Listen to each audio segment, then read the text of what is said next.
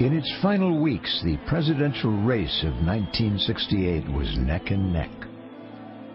High-level leaks from a secret source indicated that as Election Day neared, Democratic President Lyndon Johnson was suddenly working very hard to end the war in Vietnam. Republican candidate Richard Nixon feared that the president was going to come up with an October surprise that would bring peace to Southeast Asia and help Hubert Humphrey, Johnson's vice president, win the election. It was then that Richard Nixon turned to Anna Chennault, the widow of flying Tiger ace Claire Chennault, and now a powerful Washington hostess, known to her detractors as the Dragon Lady. Recently declassified files indicate that Madame Chennault worked aggressively to sabotage the peace talks by urging South Vietnamese President Nguyen Van Thieu to resist negotiating with the Communists. If the South Vietnamese held out, Chennault promised, a Republican administration would secure them a better deal. We can never tell whether or not this did lose the election for Humphrey, but the fact is that Nixon was willing to engage in this clandestine secret operation, which was probably illegal. Good evening, my fellow Americans. The tactic may have worked. When Lyndon Johnson ordered a bombing halt on October 31st in order to lure the North Vietnamese to the bargaining table, the South Vietnamese dampened the public's hopes by opposing the peace talks. This is one of the great and still untold scandals in American political history, because you had someone who was a private citizen negotiate directly with the president of a country in which the United States had already committed some 525,000 troops abroad. Richard Nixon won the election. The very first person he appointed to his cabinet was the secret source who had leaked the information about Lyndon Johnson's sudden peace efforts, Henry Kissinger. While it's not clear that President Johnson would have been successful in bringing peace to Vietnam, the South Vietnamese were no better off when Nixon concluded his own peace negotiations than they would have been in 1968. In those 4 intervening years, 20,000 Americans and an uncalculated number of Vietnamese, Cambodians, and Laotians lost their lives. It was a pattern that would repeat itself. Nixon's concern that his opponents were concealing something drove him to resort to clandestine tactics to uncover their secrets and seize the advantage. Nixon was a very complicated man. I think he was an outstanding president.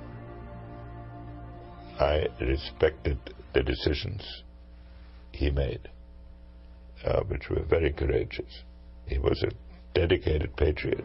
He had a number of personality aspects which complicated his life and his conduct of the presidency.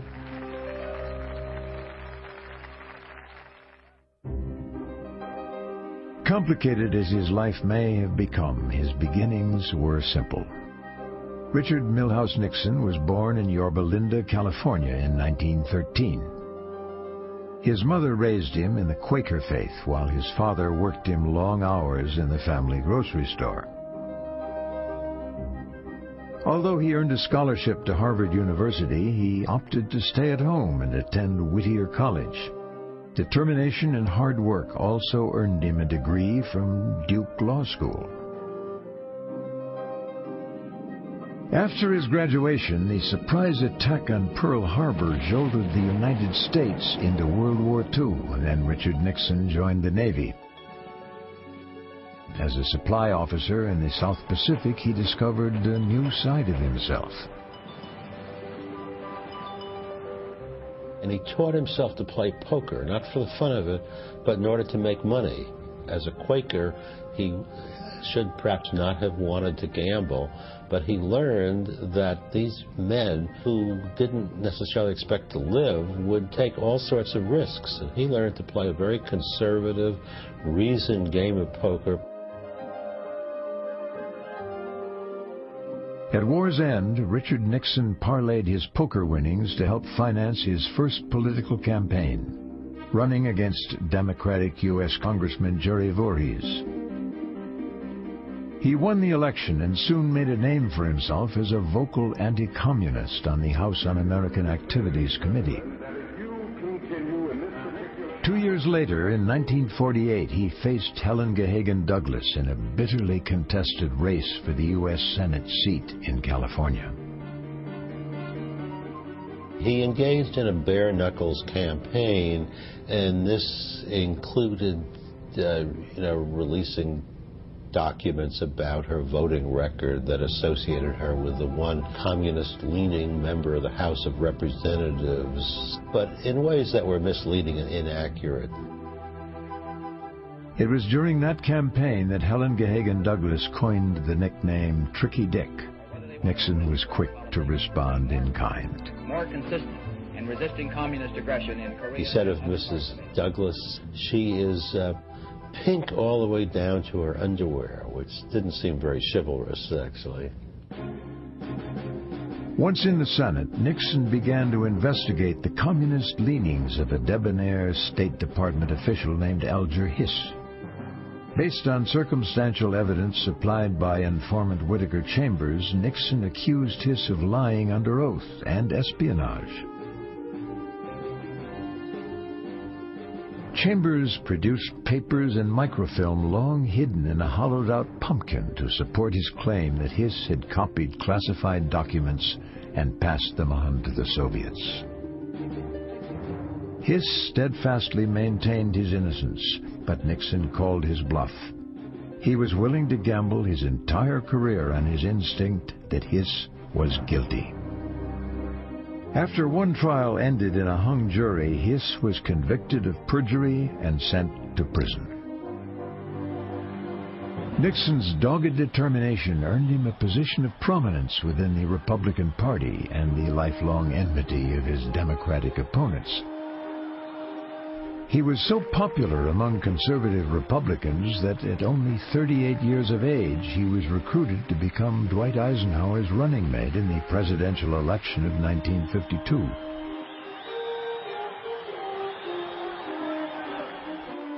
The Eisenhower-Nixon ticket won a landslide victory, but in spite of their political success, Eisenhower always maintained a comfortable distance from his young vice president. Eisenhower, I don't think, ever cottoned to him, ever really got to like him. One might have hoped, and I think Nixon hoped, that maybe they could have had a kind of father-son relationship, or that Nixon could have become his protege in some way. But it never worked out that way. In 1955, when French legions were fighting to maintain their control over Vietnam, Nixon was an advocate of the secret Project Vulture. It called for dropping atomic bombs on Viet Minh forces at Dien Bien Phu. Eisenhower, however, rejected the plan. In spite of the fact that Richard Nixon worked hard to win Ike's approval, the president considered dropping him off the 1956 ticket. Although Ike's lack of enthusiasm undermined his confidence, Nixon carried on. During his second term as vice president, he distinguished himself by traveling the world to build new ties with foreign dignitaries, always making sure to report his impressions to President Eisenhower. In 1960, Richard Nixon won the Republican nomination and faced John F. Kennedy in a close race. The final insult to Nixon's pride occurred when Eisenhower seemed reluctant to endorse his candidacy. Reporters asked Eisenhower, can you name a major decision where Nixon's advice was decisive? And Eisenhower said, give me a week and I'll think of one. And that was widely viewed as being dismissive of him. Eisenhower did finally endorse his vice president, but it was too late. For Richard Nixon, defeat at the hands of John Kennedy was a bitter blow. For his wife Pat, the break from the demands of political life was like a vacation. It would be another 8 years before Nixon would return to national politics, this time as a victor. In the intervening years, the United States entered into a war that had become increasingly unpopular. It would prove to be a conflict that would further enmesh Richard Nixon in a web of secrecy.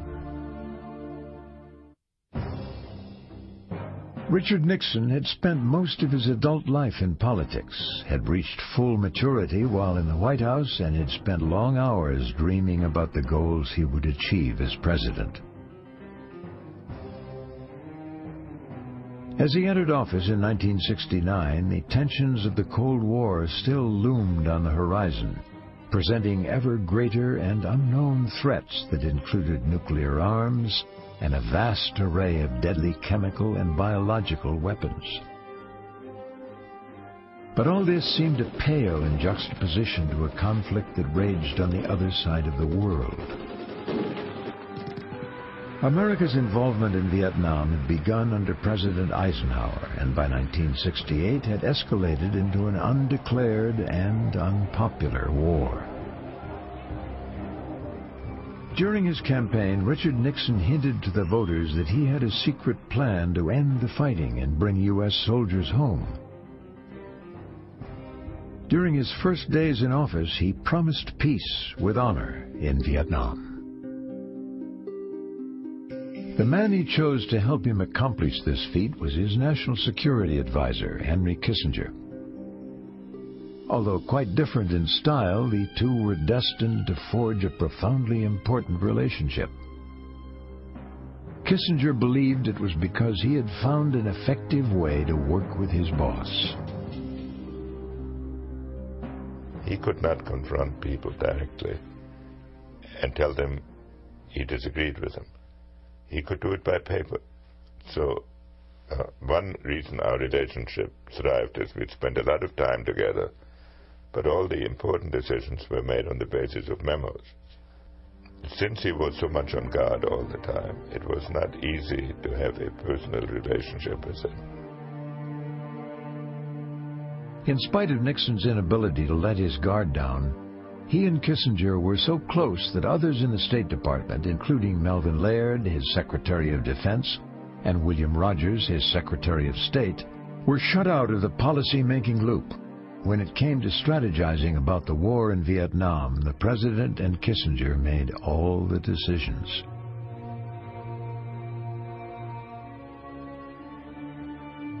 They just fed off of each other, I think, in a way that was really unhealthy. But the negative characteristics they shared was this kind of paranoid sense that there was something out there or someone out there out to get them in one way or another. President Nixon's plan to end the war included Vietnamization, which called for the slow withdrawal of American ground troops from Vietnam, while the South Vietnamese learned to survive on their own.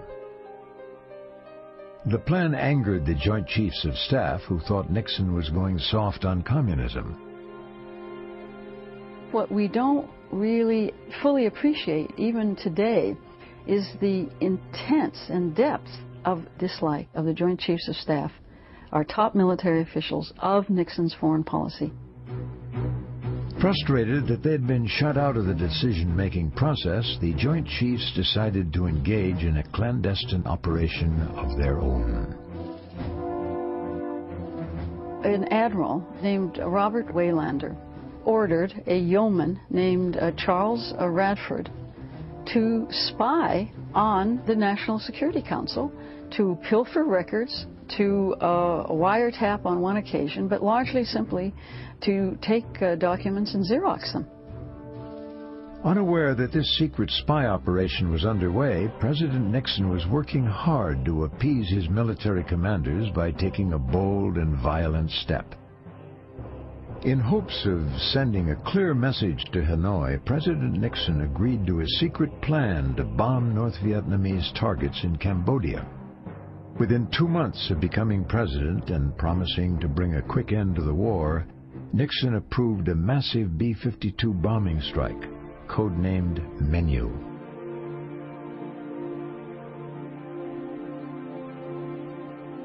A deliberate effort was made to prevent the American public, especially, from knowing, Congress from knowing, and even the Secretary of the Air Force from knowing that the bombing was taking place. Why? Because there would have been an uproar against him. The B-52 bombers carried immense cargoes of high explosives designed for saturation bombing over a wide area. They flew at an altitude too high to be observed by North Vietnamese moving along the Ho Chi Minh Trail. Melvin Laird, Secretary of Defense during the first Nixon administration, worried whether enough precautions were being taken to minimize the risk of striking civilian centers. Between March of 1969 and May of 1970, over 3,000 raids were flown across the Cambodian frontier. Bombing surveys after the war estimate that hundreds of thousands of civilians lost their lives. At the same time that the U.S. Air Force was dropping bombs on Cambodia, peace negotiations were underway in Paris. Some of the talks were formal negotiations carried out in public. Other talks were held in the strictest secrecy. Most of the serious work was done in the private talks, because in the public talks, each side repeated their well-known positions. An aura of intrigue surrounded the secret peace negotiations. Anthony Lake, assistant to Henry Kissinger, was there. This was a way of life, to keep secrets away from everybody. So when we traveled over, we would go under assumed names to fly over. When we were flying over to Paris, I was Major Larkin. Kissinger was Colonel, somebody that began with a K. And we would drive around Paris in cars with curtains drawn, et cetera, et cetera. The talks were so secretive that for the first several months, members of the U.S. State Department did not even know that private negotiations were taking place. This put me in a very difficult position because I was a State Department officer. Many of them were my friends, and I felt some real embarrassment not being able to tell them what we were actually doing, which is not the way to run a railroad. A feeling of paranoia so pervaded Henry Kissinger's office that members of his own staff began to suspect that their phones were being tapped. There were many rumors at the time that telephones were being tapped. Most of the rumors were about taps on telephones in offices. There were some rumors and even occasionally some evidence of taps on home telephones. In spite of the administration's attempts to keep the lid on their secret policies, stories continued to leak out. Henry Kissinger mistrusted virtually everyone who worked for him, so one of the reasons the taps were installed was to find out who was leaking material to the New York Times and the Washington Post, and he believed someone on his staff was doing that, and he had to find out who it was. President Nixon believed the leaks were contributing to the domestic unrest that continued to grow unabated throughout the nation. Within a year after entering office, he had begun to think of himself as a man under siege, and as such, he was prepared to strike back.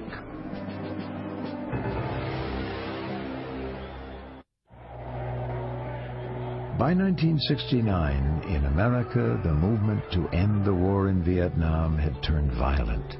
During his first year in office, Nixon was aware that over 3,000 bombings against U.S. government property were under investigation. Even for the most level-headed individual, the pressure would have been hard to bear.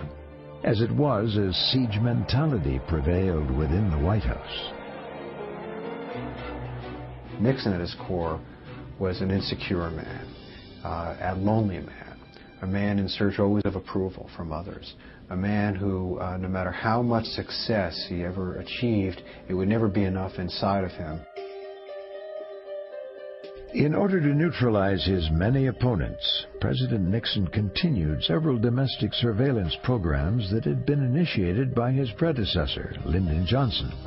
One of these secret programs, called CONUS, was conducted by the Army in order to spy on American civilians who seemed to have subversive ideas.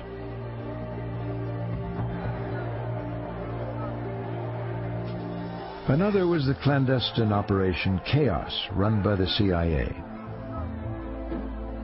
The object was to infiltrate student groups, especially anti-war groups, to investigate professors who were conducting research that was negative perhaps about any aspect of American foreign policy, but especially the war.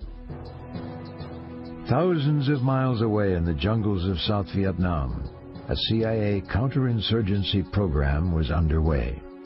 Under the auspices of a secret operation called Phoenix, U.S. Army advisors were training the South Vietnamese military, police, and civilians to root out Viet Cong intelligence agents who had infiltrated their villages. The CIA referred to its activities under Phoenix by the euphemistic term pacification.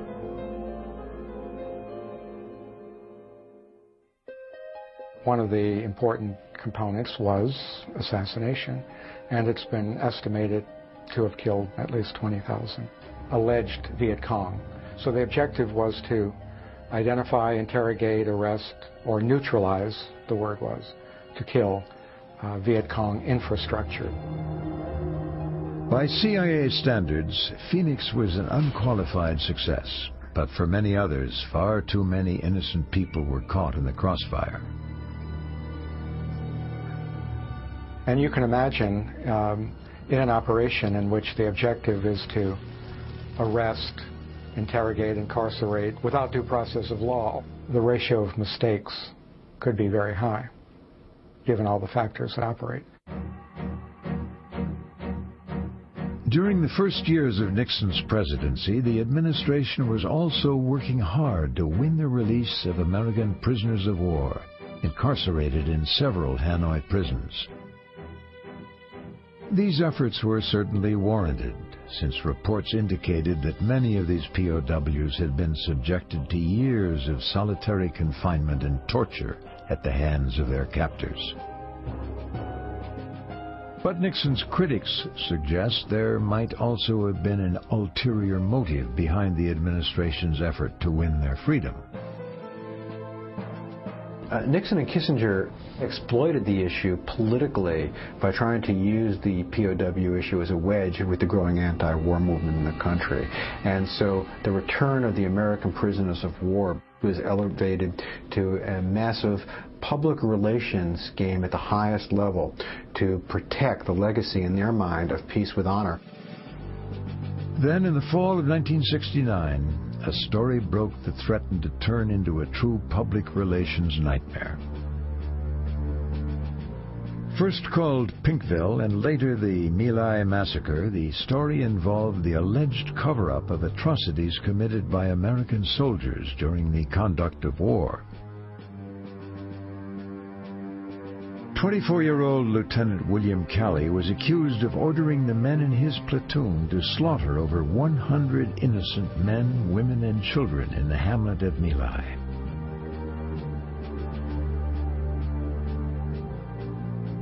The subsequent court-martial of Lieutenant Calley further divided an already embattled country and called into question the Army's policy of search and destroy, which measured success by numbers of enemy killed. When Calley was convicted and sentenced to life imprisonment, the President ordered that he be released from the stockade at Fort Benning, pending a review of his case. He was confined to an apartment on the base until Nixon indicated that no further action was appropriate.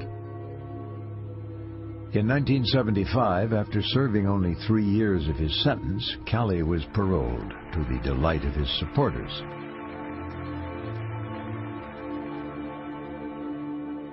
2 years after entering office, President Nixon was no closer to delivering on his promise to secure peace with honor in Vietnam. And to his great consternation, more trouble was about to erupt, this time in his own hemisphere.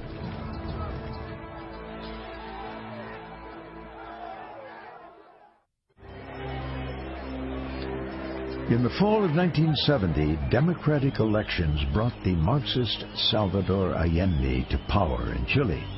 American business interests and officials in the Nixon White House viewed the situation with alarm.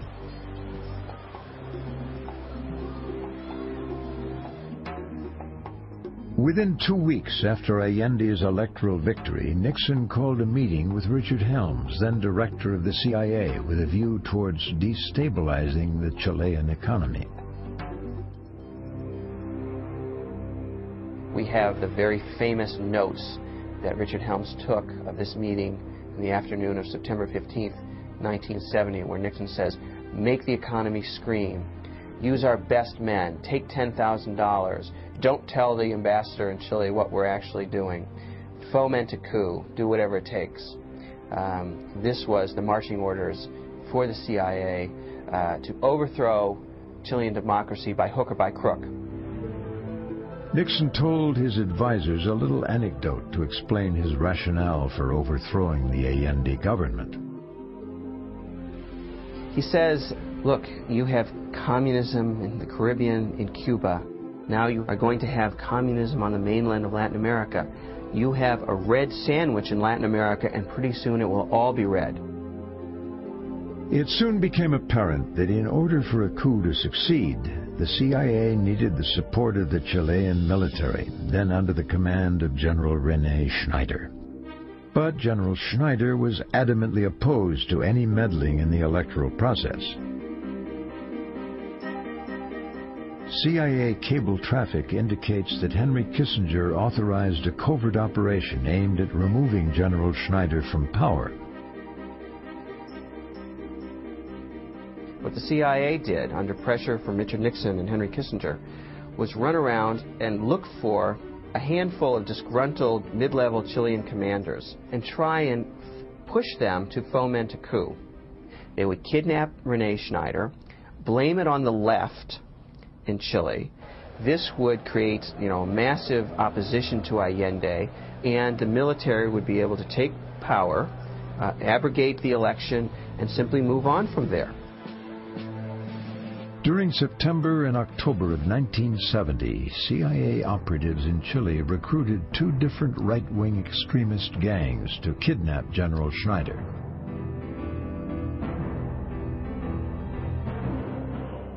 Cables between CIA officials in Santiago and Kissinger's office document that the CIA supplied the kidnappers with gas grenades, machine guns, and ammunition. On October 22, 1970, a squad under the command of General Roberto Villa shot and killed General Schneider during a botched kidnapping attempt. A recently declassified CIA report shows that after the arrest and conviction of these men, the CIA paid $35,000 in hush money to help their families relocate. Kissinger believes that the administration's actions can only be understood within the context of Cold War politics. First of all, every previous president, Kennedy and Johnson, were also determined that Allende not become president, and they spent a lot more money in Chile to prevent it than Nixon did. The Cold War was not a tea party, and Nixon did not want another Soviet base in the Western Hemisphere, which he thought Allende would facilitate. Allende managed to hold on to power, but for the next 3 years, the Nixon administration and the CIA conducted a covert operation against the Chilean government, codenamed Project Fubelt. The secret program was designed to destabilize the economy and included erecting an invisible economic blockade against Chile.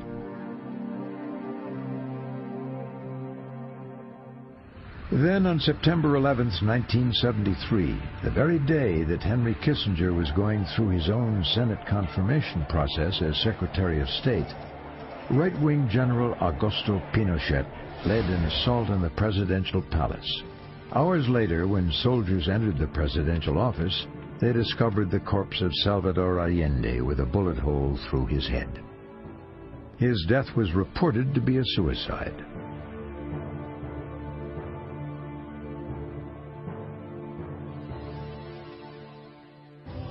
Days later, United States senators were told by a State Department official that the Nixon White House had advance warning of the coup, but decided on a hands-off policy. Recently released documents have established that the administration was immediately sympathetic to Augusto Pinochet's new regime.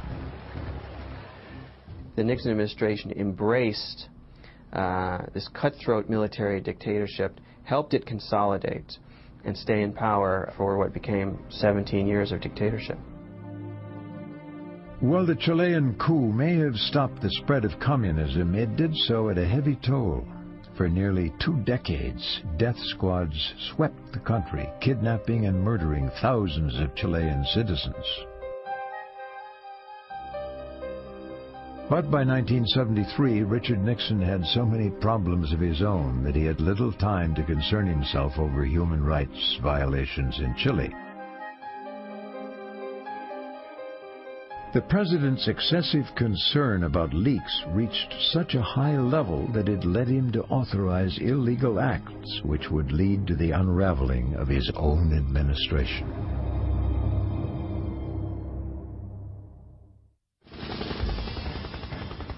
By the start of Nixon's 3rd year in office, his policy of Vietnamization seemed to be succeeding as the numbers of U.S. troops in Southeast Asia were reduced.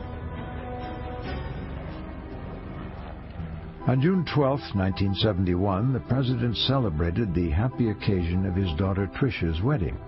All seemed to be going well until the next morning. On the front page of the New York Times, next to Tricia's wedding pictures, was another headline. A Vietnam Archive Pentagon study traces 3 decades of growing U.S. involvement. Soon to be known around the world as the Pentagon Papers, it was the first installment of a 7,000-page report that investigated how the United States had become mired in Vietnam. Nixon's initial reaction to the paper's publication was fairly cool, since he felt that the report had the potential for damaging the reputations of his Democratic predecessors. But the president's nonchalance soon turned to unbridled rage when he realized that someone had leaked classified information to the New York Times. He and Henry Kissinger claimed that delicate diplomacy involving the Chinese, the Russians, and the North Vietnamese had been put in jeopardy.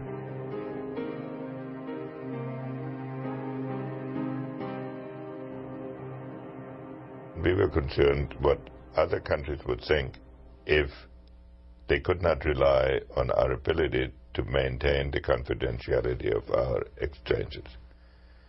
There's no doubt that Nixon overdid his reaction. But like most of the things he overdid, there was more talk than action. President Nixon soon learned that the culprit behind the leaks was a RAND consultant and former student of Henry Kissinger's named Daniel Ellsberg. Once an ardent supporter of U.S. intervention in Vietnam, Ellsberg was now convinced the conflict was futile. He dismissed Nixon's Vietnamization policy as a bloody and hopeless protraction of the war. Nixon's pursuit of Ellsberg soon became a vendetta. Nixon tried to discredit Ellsberg by recruiting J. Edgar Hoover to dig up dirt on him. When Hoover assigned a low priority to the project, Nixon confided to advisers that it was time for the elderly FBI director to retire. Nixon then took a step that would seal his fate. he established a secret investigative unit under the direction of his aide John Ehrlichman, which would respond directly to the Oval Office. The new group would soon be working out of the basement in the executive office building, with a sign in the door that read, "Mr. Young, Plumber." The Plumbers Group was designed to plug leaks. That's why they have the name Plumbers. They decided to use the plumbers then in its first illegal black bag job by breaking into the office of the psychiatrist of Daniel Ellsberg. So they were planning simply to damage his reputation in every way, shape, form they could find. On September 3, 1971, John Ehrlichman authorized the plumber's burglary of the Los Angeles office of Dr. Lewis Fielding in hopes of obtaining Ellsberg's psychiatric files. The incident, in essence, led to the illegal operation of the plumbers unit within the White House. So it's crucial in terms of the beginning of the end of the Nixon administration's legal activities in opposition to its enemies. In hindsight, those closest to Nixon believed that the president was his own worst enemy, a man who often had to be protected from his first impulses. When I found out about that category of things, which was when it became public, I asked an old friend of Nixon's, I said, "What do you think happened here?" And he said, "Some damn fool went into the Oval Office and did what he was told." When those sorts of things, I was amazed and shocked. They were senseless. They were unworthy of a president. What was worthy of presidential conduct were the steps that Nixon took to reduce the tensions of the Cold War. In 1971, he showed the wisdom to unilaterally ban the research and development of offensive biological weapons. Of deadly biological weapons. During his first term in office, Richard Nixon worked in concert with Henry Kissinger to achieve détente with the Soviet Union. Engaging in secret back-channel negotiations with the Soviets, the President and his national security advisor sidestepped both the Congress and NATO to negotiate an anti-ballistic missile agreement and a strategic arms limitation treaty.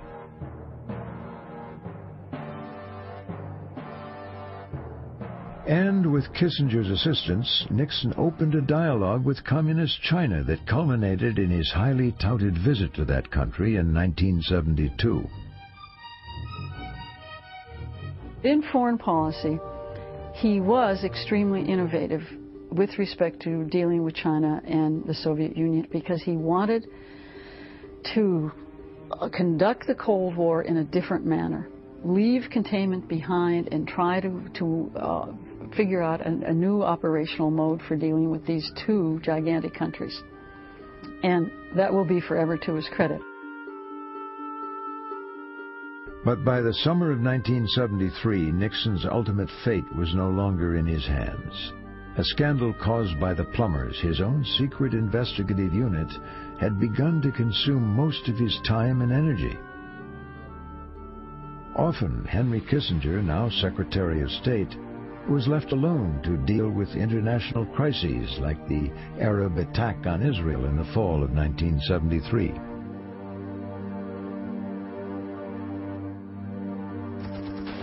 As a policymaker, you're always overwhelmed with decisions, so you react more like an athlete. You do not have the choice of changing your mind, because what you do tends to be irrevocable. In crisis, most people are in foxholes, throwing out an occasional memo that they're not responsible, and there are only 2 or 3 people who emerge who are willing to make decisions. At the Paris peace table, Nixon's negotiators were secretly laying the groundwork for a surprising settlement. In 1973, they succeeded in negotiating a ceasefire in Vietnam. We today have concluded an agreement to end the war and bring peace with honor in Vietnam and in Southeast Asia. Nixon and Kissinger claimed that they had fulfilled their promise to bring peace with honor because they were leaving the Saigon regime secure and independent. And that was their claim, that the U.S. could withdraw knowing it had made the Saigon regime strong enough to survive. Now, what's questionable, and I think false about that claim, if one looks at the record, is that there were parts to the agreement which, in the long run, would result in the fall of the Saigon regime, and Nixon and Kissinger knew this was the case. The part of the agreement that was so astonishing was that Nixon and Kissinger agreed to let over 100,000 North Vietnamese troops remain on South Vietnamese soil. To many, this virtually ensured the subsequent fall of the Saigon government. Some historians suggest that Nixon and Kissinger may have had a secret motive in agreeing to this aspect of the treaty. How are you going to keep your ally, President II, from seeing this as a betrayal? Well, one of the things you're going to do is you're going to guarantee to President II that as soon as those troops in the South make their first move, which everyone knew they would, we're going to bring back the B-52s and we're going to punish the North Vietnamese like they've never been punished before. If President Nixon did have a plan to return U.S. air power to Vietnam, that plan was to be derailed by a cataclysmic succession of events known as Watergate. As it was, Richard Nixon no longer held public office by the time the Saigon government fell into communist hands in 1975. From the moment the plumbers were apprehended while pilfering files at the Democratic National Headquarters in the Watergate apartments, Nixon's presidency began its slow collapse. By 1974, his critics clamored for him to resign. I think he achieved a great deal. The night before he left office, I told him, I said, history will treat you better than your contemporaries. I believe that is true. On August 8, 1974, Richard Nixon appeared before his staff to bid farewell before he resigned as President of the United States. Always, you will be in our hearts, and you will be in our prayers. Thank you very much.